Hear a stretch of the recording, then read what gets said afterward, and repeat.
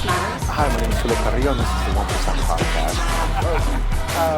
That was a great event. Stay tuned for the next episode, guys. Hi, everyone. This is Julio Carrillo on the 1% Podcast. And today we have Martine Perron from Verico Mortgages. And why don't you give yourself a quick little introduction about what you do and who you are? Great. Like you said, Martine Perron. I'm a residential mortgage broker, and what we do on a daily basis is we help people find money to purchase properties or to pay off debts. So we can unlock equity in properties. To example, people have multiple credit cards, they want to pay them off, they're paying 20% interest rates on those, we refinance a property and they can pay it off. We also have clients that have a huge network of liquid assets, but they still want to leverage their properties to invest furthermore. And so we also can do refinance for them. We help people that want to invest further, have multiple rentals. We're doing a deal right now. The person is buying is 14 property in Vancouver. Yeah. That's 14 properties in Vancouver? Yeah. Well, that's a big deal. Yeah. You know, it's great that you could talk about mortgage brokerage and lending because, A, everybody needs money now. It's hard to get money. Yes. And to some cases, it's expensive. Really expensive. To get money. But before we continue, I always like to start off with everybody with a little bit of Don Julio. You okay? You can tell me when to start. We're not going to get so... And Just a little bit. And it's a new bottle, too. It looks great. Yes. Just relax the nerves a little bit. Okay, that's good. That's good. That's good? Okay. Gosh, I thought you French were a little bit more... It's not wine, sorry. This is my version of wine. Wow. Well, I guess it's better for you. It's healthy, technically. Yeah, it's from herbs. Money, lending. Yes. What are you seeing in the market now? I mean, everybody is... I talk to countless business owners and countless people, and we'll call it just in the regular market, but they're all complaining about the rates. Everybody's complaining about where it's going. It's too expensive, scared of it. Most of my personal clients, their biggest headache is that most of their mortgages are going up 30%. Yes. So, yeah, what are you're in the trenches. You're dealing with these people on a daily basis. Yeah, so what I find right now, like the trends would be that we have a lot of first-time home buyers, new immigrants to Canada that are purchasing. They come here, they have a good job, they usually have no debts, and so they're able to purchase a one-bedroom condo. They don't really care so much about the interest rates because sometimes where they're coming from, they can't purchase, or the real estate is not the way it is here. And so when they move to Vancouver, they're so excited that they're able to get into the market. So that's one of the trends. The other trend that I see is the middle class that is here can't really afford to purchase anymore. Some of them that have a variable rate mortgages can't afford their payments anymore. And so that puts us in a weird situation where even if they want to switch to a fixed rate, their current lenders is going to offer a bad rate. And if they want to requalify with a different lender, they can't anymore because the stress test is too high. Okay, so 2 questions on that one. First, you talked about the first-time home buyers. Yeah. And you know, based off of what you're saying, that's almost for me a red flag. Only because they're willing to get so desperate to get into any home that they don't care about the big picture on what they're really getting themselves into. Like they're willing to take almost any rate. Like, I get it, but at the same time, sure, they're in a home now, but doesn't that create a problem down the road? I mean, you work with these people on their, because here in Canada, obviously, it's a 3 to 5 year term. It's not like the United States where it's 30 years. So don't you see that as okay, you have a home for the next 2 years, but what's going to happen later on? Do you see a lot of defaults in that sense, or do you see a lot of people struggling? I mean, interest rates, my personal opinion, are still going to keep going up. Yep. Do you see that as a problem? Well, usually for first-time home buyer, I highly recommend fixed rate, regardless of the difference between variable and fixed. So even when the variable were much lower than the fixed rate, I would say in an email, I would pay the premium of a fixed rate. You know what your payments are going to be like. It's the first time you're getting a mortgage. And so you don't want to have the uncertainty that comes with a variable rate mortgage. Those people that are coming here, they get a 3-year term, 5-year term, fixed rate. So their payments are not going to change for that term. Gotcha. And they're insured mortgage for most of them, meaning they don't even put 20%. That would be my biggest concern, because when you don't put 20% down payment on the property, what if the property value decrease? Got it.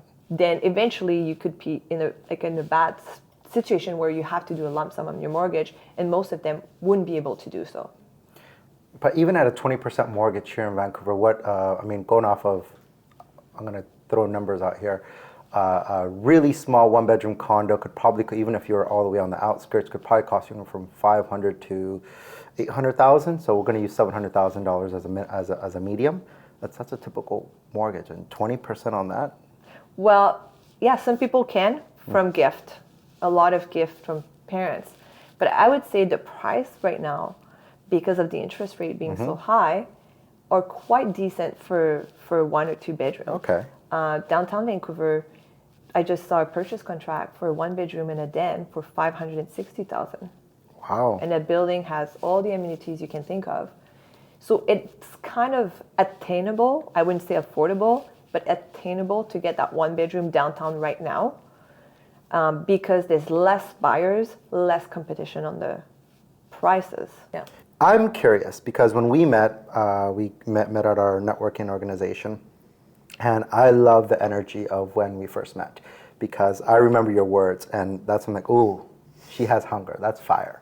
You said, I'm here. I was on maternity leave, so you are a mother of how many? 2. 2, and if you don't mind saying their ages? 2 and 4.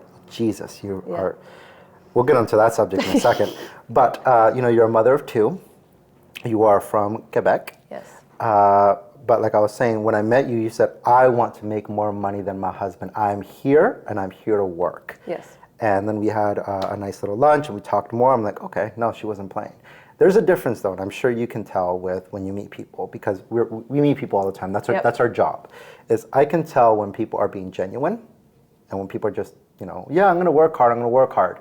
Yeah, whatever. Yeah. You can normally tell a player from a non-player. Plus, you're competitive because you play tennis. Yeah. So, how the hunger? You were on maternity leave for. I took 1 year. 1 year. With my first child. Yeah. And I was going crazy. Yeah. Because if I don't work, there's no income. Or the EI, which is $55,000 a year, so poverty. And so not only I was going crazy, but I felt, I could see how successful my husband is and still were. And it's like, oh yeah, I'm going to a meeting. And I was like, well, why don't I get to go to a meeting? Mm-hmm. And the conversation between him and I, or a sore point is always, well, I make more money than you, so I get to go for a meeting and you'll have to stay with the kids if the kids are sick or whatever. And so that in my belly makes me so mad. Mm-hmm. And that's why, and I love him, I'm going to stay with him. But I'm thinking, if I make more money than him, then he's not going to be able to tell me this anymore. It's going to be, no, you stay home with the kids. I'm going to that meeting. You figure it out. Because now it's always me. If the kids are home, I have a phone call. He doesn't care. He has his own phone call. He's going to go to the office. I'm on the call. Kids are yelling in the back. So that's one of the... it's a beautiful thing because I think, there's this big culture right now that I will tell you I don't agree with in a lot of the women's movement. But one of the strongest things I've always admired about women, just because I saw my mom growing up doing it, and it's a lot of what you're saying. Sure, my dad made more money, but when it came to her work, she was just a house cleaner. Whenever she got called in, she took care of the house, she took care of us and my brothers and my sisters. Dinner was done, house was clean. It wasn't just work, right? And it, just like what you said right now, your husband, has a phone call, he deals with the phone call. But you, and it's almost fun, but it's kind of like you have to go through that passage of rites almost, where you really have to just work your ass off. But I can't imagine being a woman entrepreneur. It's a lot, on that sense, I will say, yes, it's a lot easier for men because, sorry, babe, I got a phone call. Yep. we go to work, or even if you're not an entrepreneur, just a 9 to 5, working a 9 to 5, you come home and it's, sorry babe, I just got home from work, I need my time. Turn on the TV. Sorry, I just did this, I need my moment. I need to go out with the guys, I need my alone time. But when it comes to mothers, there's no off time. It's not even a choice. Yeah, it's not It's even a not choice. available. And even worse, that you still have to do all those with a 2 and a 4-year-old. Jesus. You're already doing that, and you just went on vacation, and you probably had to pack everything, and you're still probably doing your phone. Oh, yeah. I know you're doing your phone Yeah, calls because you called me, and we were still dealing with some business. And I'm sure you still had your kids, and then you're still like, you're on everything mode all the time. And I don't think mothers get enough of that credit. It's almost like, I sometimes feel in the current world that we live in, it's almost frowned upon or don't talk about it kind of situation. And I think if it were just the perspective were to switch just a slight bit, and you can actually see she has her own business. She's also a mother of 2 very young kids. It's never going to shut off. It doesn't matter how much money you make. It's not going to shut off. You know, even if your husband does help out or contribute, we'll go 50-50 on the situation. It's still hard on both. It's still hard on the relationship and the marriage. There are just so many things that gets put into your bucket that you have to go to work every day, put on your smile, and shut up and do it and deal with it. And I think that's one of the most empowering things a woman could do, is be a mother. Even crazier being a mother in business. And I just want to emphasize that, because a lot of people don't see that. They just see, I'm a boss bitch. I'm going to do this. I'm going to do that. I'm going to do this. Well, I don't think a boss bitch just has a business. I think someone who's really, really powerful is also a mother and can handle not even 3 balls juggling in the air. You're juggling 10 at this point, on fire. And so that, I mean, you got to tell us a little bit about that journey, or the mindset, and how you're still able to just still focus. Well, I would say since I'm a kid, I always had something in me. And I watched a documentary about Arnold Schwarzenegger. Oh, the one that just came out on Netflix? And then when he said he had a fire, that really related to me, because as a child, I remember saying to my parents, you know, I wanted to do this, and they're like, sure, or wouldn't believe me. Even in my workplace, when I first started working, they're like, oh, you can't get to this role because you don't have a university degree. Well, guess what I did? I was working full-time. I was still working part-time as a bartender because I love cash. And I would do my university 4 class every semester online, so I could get the degree and get to the next place in the business. So it's like every time someone tells me no, or say, well, you can't do it, it just like burn the fire, like that I'm going to do it, I'm going to prove them wrong, and I'm going to do better. Yeah, so I'll relate it to another movie I saw that really, it ties in together. So Wreck-It Ralph, you have kids. Wreck-It Ralph. Okay, in the first movie, I remember Penelope, she was trying to say how she knows she's going to be a racer. And it's the same thing. And I genuinely believe, since I was a young kid as well, I knew it. And she says, I don't know what it is, it's in my DNA. It's in my code to be a racer. And I think that's how you know you're meant to be an entrepreneur. There's a wantrepreneur, people who want it because they see what everybody else is doing, and they want to be an entrepreneur, but they don't have the work ethic or the skills to even do it. They can learn them, but the chances of them even actually doing it, and they're probably going to give up because they didn't get their immediate results. But for me, when I hear about those things, it's like, I know in my DNA, in my blood, I'm going to do something great and amazing, and this is why I'm able to do so many things so much. Like wake up at 4:30 or 5 o'clock and get to the gym and do my workout, my first workout of the day. By 7 o'clock, when I see some of the contractors that work in my neighborhood leaving for work, I'm already pulling in. I've been up for 3 hours. Like, where are you guys going? But that's my competitive nature. And then, so what do you think was the thing that started you? What was like, hey, I want to do great things? Like what it was that say, this is why I want to do it? That is, like I said, I think that's part of the DNA. But when I was a kid, watching my grandmother work, watching my mom work, you almost need to have trauma in your life, and you almost need to have pain to actually help you push through, because with that trauma or pain, I'll tell you this much, I know what I don't want. Yes. I know what I refuse to accept. Yes. Fine, I lose today. Yes. That's fine. That's part of being competitive. In any competitive sport, you will lose. You're not going to win first place. Arnold, in that episode, he was crushed when he won second place because he was so confident in it. But you know what? He came back. And I think in the same episode, he said, he walked up to the guy, hey, congratulations, that's the last time you beat me. That's awesome. And that's more my same competitive nature. I always say, if you don't fuck with me now, you will eventually. Yeah. And you know, just to have that grind and hustle. I see other people, the gym is actually one of the best places to get that motivation, because watching other people work out and I'm looking, oh shoot, he's pumping 2 plates. I'm not pumping 2 plates. I gotta get to it. And then I work out. I just sent one of my mentors had a post on Instagram today. He was doing biceps, and then I was like, look, I'm so pumped now that I have to realize I have to work even harder. Until my veins are coming out of my arms and look like a freaking international highway, then I'm not doing it right. Yeah. But that's part of the competitive. There's a difference between being jealous and envious and being competitive. So for me, it's just, it's all out of love and respect. Yeah. But yeah, to answer your question, it's hard to narrow down what drives it.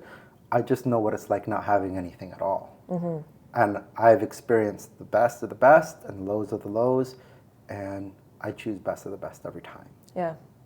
But I like when you say that you have to struggle to succeed. Absolutely. And I think one of the funny thing I go through as a parent right now is there's a lot of parenting changes happening. Yes. And it's a lot of sugarcoating, and I understand that we have to respect our kids, you know, on emotional stuff, but I find that sometimes parents don't let their kids struggle, and then you see the effect now that they probably don't work and they're 24, they live at their parents, they need a gift for down payment, because it's not just the economy, it's the way they were raised without any struggle. If you raise your children, you can spoil your grandchildren.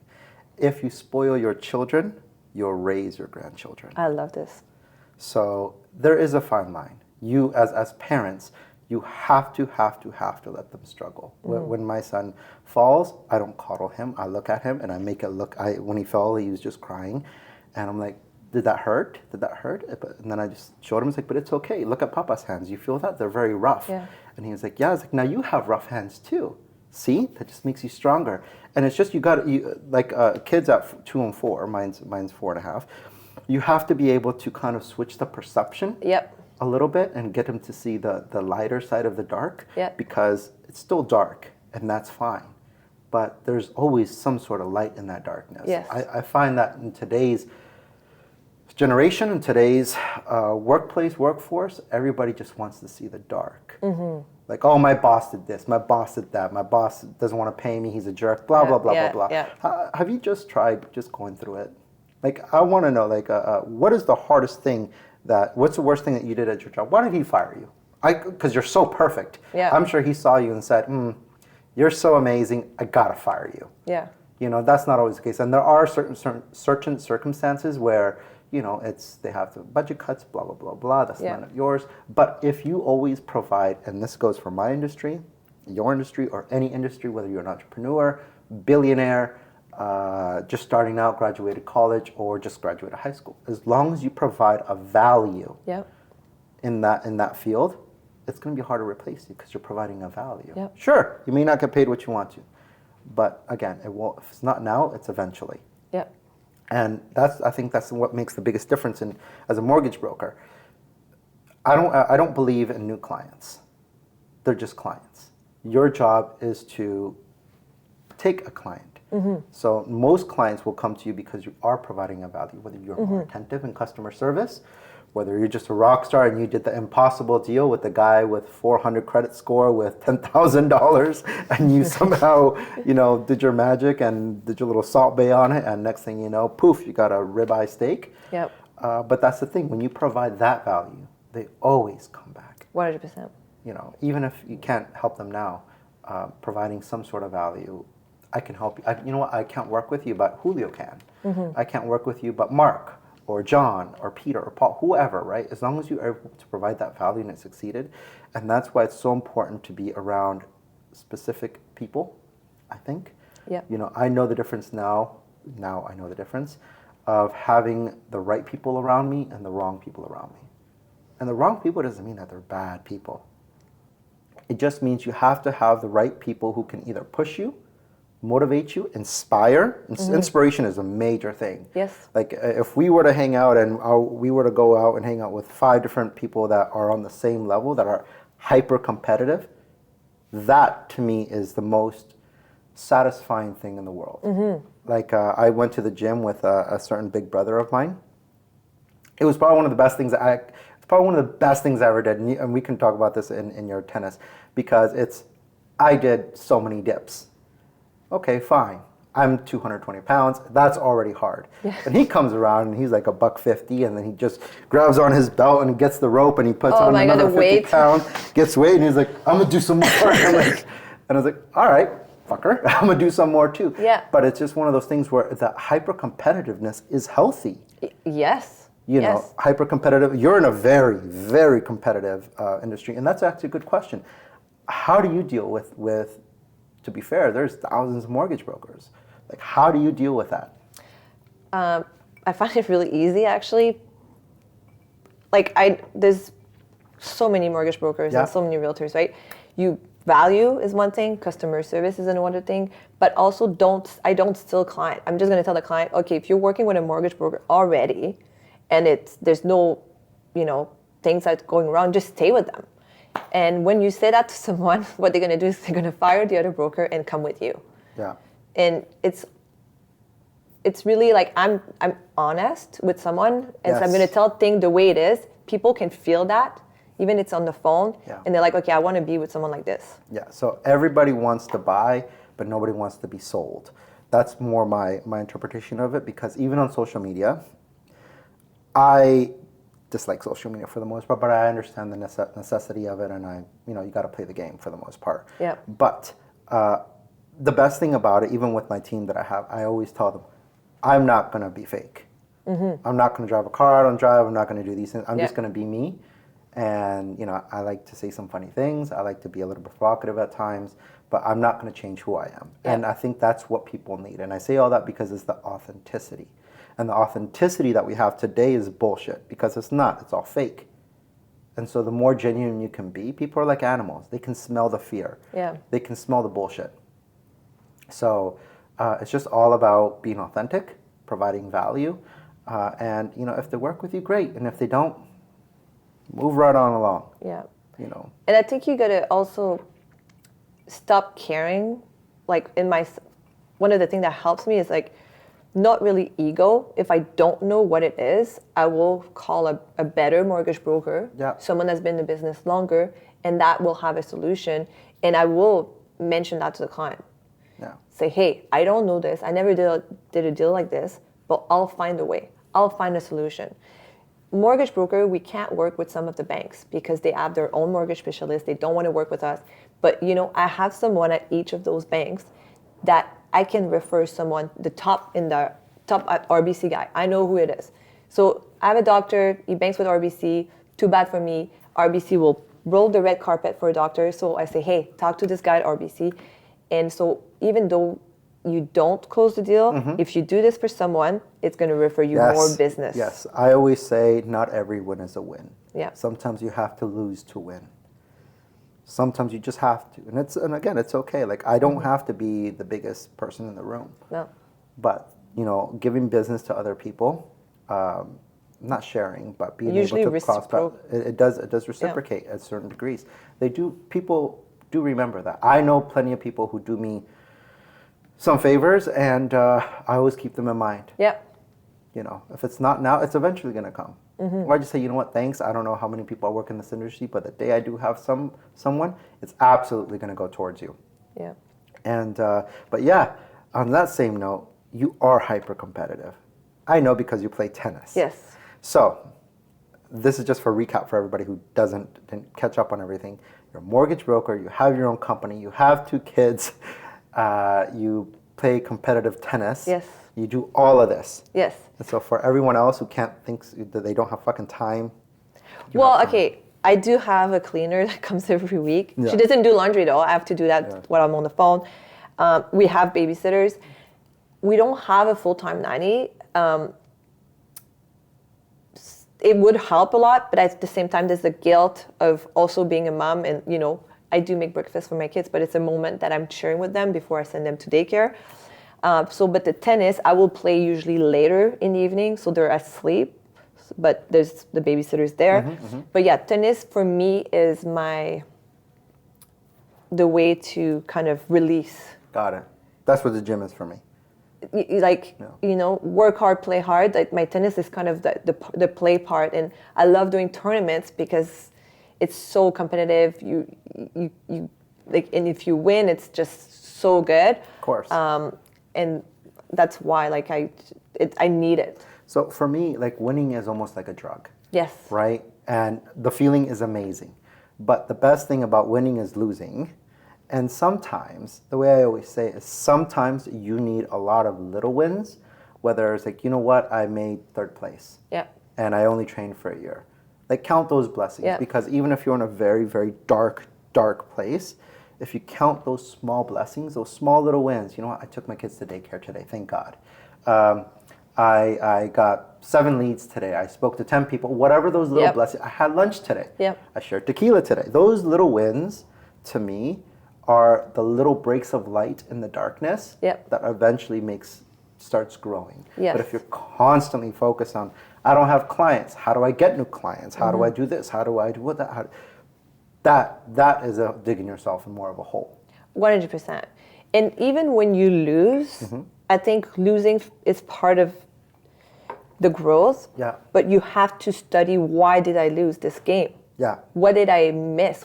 What went wrong? So you correct it for the next time. And that goes for my tennis, my business, or the way I raise my kids, the way I, work with my husband for a relationship. You got to figure out what went wrong. What's the communication point? What's the thing you can improve? If you keep doing the same mistake, you're just a loser. Yeah. That goes into a form of delusion for me. Yeah. Like if you keep thinking you're going to win by repeating the same mistakes, then you're just delusional. Yeah. It's no different than someone trying to buy a used car and try to soup it up to make it look like a Bentley. Yes. It's delusion. Yes. At the end of the day, it's not a Bentley. Yes. It's still a Toyota. Whatever it is, right? At the end of the day, you're just being delusional. And if that's the problem, I'm very self-reflective. I have very, very difficult conversations with myself, especially after if I don't win or if I lose or I didn't, accomplish a certain goal. I ask myself, what did I do? Yes. Not what did my partner do, or what did my kids do, or what did Martine do, or anybody else. Yep. The client did. That's irrelevant. Yep. What was my contribution to that failure? Yep. And one of the, when I started working in a corporation before I was a mortgage broker, one of the most important things someone told me, a manager, was the only thing you can control is yourself. Absolutely. So if you're in a meeting, you're trying to convince everybody it doesn't work, you got to change what you're saying. You got to change the way you're doing it, because you can't control and force them to say yes. And that was for me a big eye-opener to, you can't control anybody else. So it doesn't matter if you blame other people. Yeah. You got to change the way you are and adapt to make it work. Absolutely. So in business, you also speak French. Yes. So you're bilingual. Yes. Are your kids bilingual? Yes. They are? Yes. Good for you. Yeah. It's challenging for me, but good for you. He speaks Spanish as well. Well, there's not many Spanish school. No, that's true. Right? So, I would say, I would love to take the whole, hey, it's me that spoke French to them, but they go to French daycare, they're going to go to French school, because, in Canada, it's French and English, so they have to provide French school, so I was lucky for that. Okay. Advantages in that, in Vancouver? In Vancouver, it might seem that there's no advantage, but I believe there is. At this time, because, foreigners cannot buy, it's a bit harder. But usually, a lot of people from France actually want to move to Canada because of how green it is. And so usually it does help. on that perspective. I am part of the Chambre de commerce francophone in Vancouver, so I deal with business people that speak French, and they refer me business. So even though francophone is not like show up there, I would say at least 25% of my business is Really? speak French. Yeah. Oh, that's amazing. Yep. Any goals that you're trying to accomplish right now? Well, so I'm growing a team, Okay. I'm growing a team. So I'm adding mortgage broker under me. My goal is to generate so much leads that I can pass on leads to the team instead of just showing them how to get them. So that's my goal, like have a team. I would say I would start with 5 broker under me and see how that goes before I add more. Perfect. Now, you, like I said earlier, you said you wanted to make more money than your husband. Yes. I'm not going to ask for a number of obviously what he makes, but what is that magic number? I think I have my magic number when I can actually sit down and give myself a pat on the back and say, you know what, I did all right. Yeah, so just from he has multiple sources of revenue, so it'd be hard to beat everything, but his main source of revenue is real estate. So real estate wise, I would have to make at least 1.5 a year. That's a big boss right there. But he does, own a lot of real estate. So I don't know if I'm going to ever be able to equal all together, but I believe that from my mortgage, 1.5 is feasible. Good. Yeah. Anything that you would say, like for me, being in this sales business, you have a lot of new young entrepreneurs, mortgage brokers who are just always gunning for it. Like, what keeps you on your toes? What makes you just be very still competitive on it? Yeah, so the young brokers, unfortunately, it's really hard right now to work because you really need to know how to structure a file. The rates being higher, it's hard for people to qualify. So they need to have a bit of experience to know how to navigate the guidelines of a lender. So they need mentorship. New brokers right now, the biggest thing is if they don't have kids, they can go out all the time, meet people, establish more relationship that I could do. But then once they have the file, is being able to do it. Mm-hmm. I think my advantage is I'm able to do it because when I started, I studied all the guidelines. I was I couldn't play tennis then because I was still breastfeeding, so I couldn't go at night. And so all I did at night was reading guidelines. So we keep talking about the kids because I think that's so important, especially for a woman in business. How do you manage? I can't relate because I was like your husband. I got a phone call. Sorry, gotta go. Yeah. But I contributed obviously my part clearly, but it's still one of those things where I do have that loophole. I mean, women have a few other loopholes that I'll give them that, but as a father or as a provider for the entire family, I do have that, and it sucks because in my perspective, you're labeling it as he can take the phone calls because he's busy, and I have to deal with the kids. Mm-hmm. In my eyes, as a father, I see it as I have to make that sacrifice of not being with my children so I can provide the way I want to provide for them. And I see it on my perspective as a sacrifice. And I know there's a lot of different ways we can break this down. Mm-hmm. I'm not trying to justify what I do or that I could, but John Sai, I asked him one time because he's busy. Yeah. He's everywhere. I asked him one time, how do you do it? How do you travel everywhere? Do what you do. Put out all the content that you do into all the Zoom calls. I had 30 minutes on the dot with him. Yeah. Anything past 30 minutes, he literally just hung up. But anyways, I asked him, how does he manage everything? He's like, look, he gave me his schedule for more or less, and it's a pretty intense one. It's very similar to mine, but he says, when I'm there, I'm there. Mm-hmm. Nothing else is there. Mm-hmm. And that's all that matters. Even if it's just for an hour, I'm there. And for me, I sat back and I'm like, Yeah, I'm guilty of not being there even when I'm there. I'm still picking up phone calls. I'm still, holding him or holding his hand while being on the phone. Yeah. No, it's okay, Papa. It's okay. Yeah, no, look over there. I'm guilty of that, 100%. But ever since he told me that, I have tried my best to be there. But the question was more, how do you handle it as a mother? But I wanted to share the perspective as a father, and I wanted to share the perspective of how I have more or less dealt with it so far. Yeah. I could do better, but nonetheless, that's how I've been dealing with it. Is there is a sacrifice on being the main source of income, because that main source of income does provide. I'm not saying you don't contribute. I'm just saying it does provide the daycare. It does provide daycare's freaking expensive. That's a whole nother mortgage in itself. Well, not the French one. Not the French one. That's like a whole other mortgage in itself. That's somebody else's rent, literally, the way it is. But yeah, how do you do it? Because again, there are challenges. It's difficult. It's hard. Yeah, it's hard. Like I have to get up early. I have to get up before everybody gets up. I have to start the day. I get up, usually 5:30, and then I do a little bit of work. So I'm not stressed when they get up because I'm like, okay, I'm catch up. Then, when they're up, I'm with them. There's no phone in the morning. Usually nobody calls me in the morning. So it's good. I make breakfast, we eat, and then get ready to school, drop them to school or daycare. And during the day, obviously I don't have to think about my kids. Then it's work. And then I pick them up, and usually I have to cook for them. And so during that time, I try not to pick up the phone, but it depends. Sometimes I try to get them early, just so I can spend a bit more time with them if I'm not too busy. But yeah, I would say I try to be with them as much as I can.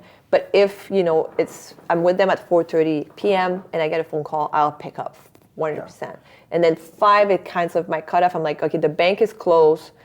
It's okay if I don't pick up at 5, and I can return the call when they're in bed. So after I put them in bed at 7:30, then I'm back on the computer till about 10. Yeah. So there's no, my spouse will relax. I don't. If I'm not working, I'm either with my kids or playing tennis or doing a chore in the house. Yeah. There's no chill time. This is chill. Yeah. I have a question, though, a little provocative, because I'm going to be a little bit of a devil's advocate on this one. Because obviously, as a mother, you love your children to death, do anything and everything, same thing as a father. But my question would be, do you think, as a woman in business, as having your own business and having 2 children very young, do you think it's possible to focus on your career and be top level over here in your career, but also be 100% mother? I mean, I do have a guilt. Sometimes I don't feel like I'm the best mom, because in the morning it's not that I let them take their time. It's like, go, get dressed, brush your teeth. It's very routine. But at the same time, my mom and my dad were in the army, so they would work through the day. And I had the same morning, go, get to school. We got to go to work. And so the only difference would be that when they came back at home at night, if we were sleeping, they probably weren't working because it's, they work for the government, where I will be working on my business. And don't take any offense to the no, question. for sure. It's just more of I want to share perspectives, because I think most people think it's easy. No. And most people think that, because it's a very silent thing. It's kind of like I consider male or men's mental health a silent issue. No one talks about it. Yeah. It's a thing, but no one talks about it. But I also think it's a silent issue of women in business and women who are mothers in business, single moms. I know my mom worked her ass off, and I know she didn't give me any time because it was one or the other. We eat or we don't eat. Yeah. And she had to do whatever it was. And I just don't think people can respect unless they hear the story, unless they hear it from another person in that situation. And it is a sacrifice on your end. Yeah. It's absolutely sacrifice. Yeah. And I just don't think a lot of people recognize it. Some people, again, I'm going to use the boss bitch kind of mentality, because that's the word I hear the most. They just think it's easy. Yeah, no. Sometimes I kind of wish, I didn't have drive, so I could be more with my kids and enjoy all the time I'm with my kids. But the truth is, sometimes I'm like, okay, It's the weekend. When is the weekend done? Like I need to get back to my business because that's part of the DNA stuff I'm talking about. Because some people can shut it off because that's the easy route. Yeah. The easy route is just say, you know what, he can go work, and I'm gonna stay home and take care of the kids because that's easy. Yeah. But see, because of that, I don't want to call it anxiety, but because of that. That energy, that thing that drives you, that's the DNA code I'm telling you about. Yeah. Most people can't, though. Yeah. Most people will always choose the easy way. Most people won't go to the gym. Not because they can't, it's because they just won't. Yes. Most people won't work, not because they can't, they just won't. Yeah. Or put in the hard work, educate themselves more, take care of the kids all day, cook dinner, get them ready for bed, get them showered, and tuck them in, and then pick up the phone call, and then do the emails, and then do the paperwork, just so you can get your 5-6 hours of sleep and call it a day. Yeah, I would say 100% that sometimes I would prioritize my work over the kids. Yeah. But I just don't feel it would be fair for me or them if I wouldn't do it, because then I wouldn't be happy. Because when I did take the mat leave, I was not happy, and I didn't realize until I started working again how unhappy I actually was. Because I get into that place, and sometimes you don't even realize you're in that place until you switch it up. Yeah, and again, because you were a mortgage broker before the kids. Yeah. Yeah. So I mean, having that long pause and then having to be able to come back to it. With that energy and that grind. I mean, again, a lot of people say they get it and can admire it, but I don't think people could actually even do it. I'm not saying there aren't any other people out there, but I just think it deserves a lot of respect, and I think it deserves a lot of attention for someone to be able to do that. This is why I like, you're actually my first female guest. I wanted to be able to talk about it because I don't think people talk about it. There's a lot of issues to me that are just so stupid that they want to give so much attention to, but they won't give attention to something like this. Yeah. And it's last night I had a dinner, and it's two couple, and one of the male, said, oh, it's, my wife is working, so it's equal. I believe in equal, right? So I'm like, I don't think you understand what equality is, because even if she's working, she still do all what the mom do in the house. And if you have no kids, if you're a female and you add a man to your relationship and then you live together, you add your self-work, because you'll cook a better meal than if you were just by yourself. Okay, now I'm going to argue that one. Yes, I don't disagree. Yep. I just think that there's plenty of women who barely even know how to cook. Most of the guys I know all cook. Crazy. Most of the women, I mean, they could do Uber Eats rather well. Wow. Yeah, I mean, I do agree with that. Yeah. But I'm not like that. Yeah. I know what you mean.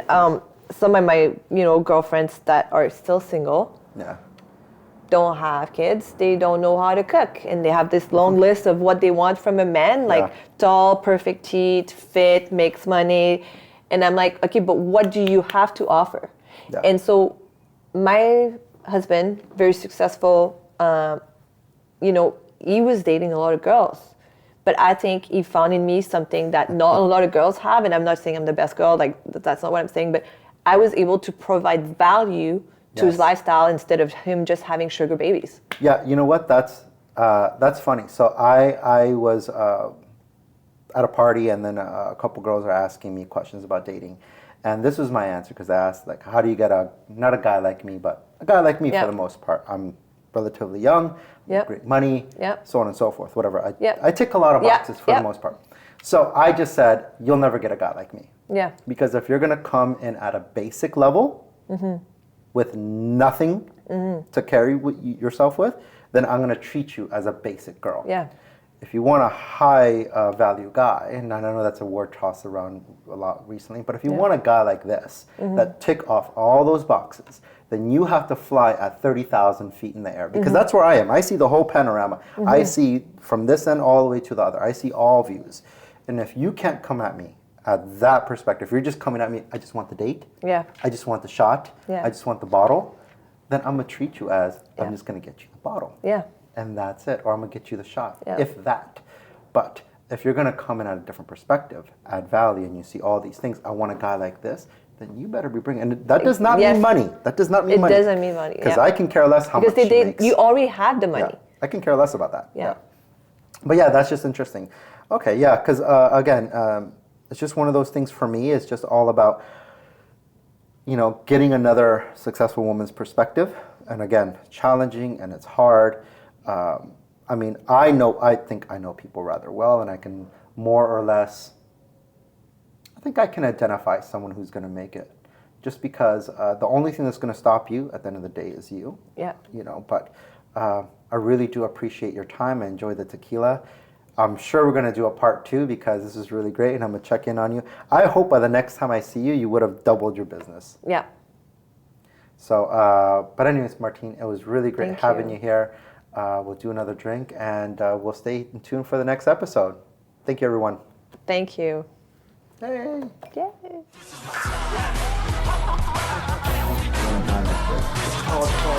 Nothing else matters. Hi, my name is Philip Carrillo, and this is the 1% Podcast. That was a great event. Stay tuned for the next episode, guys.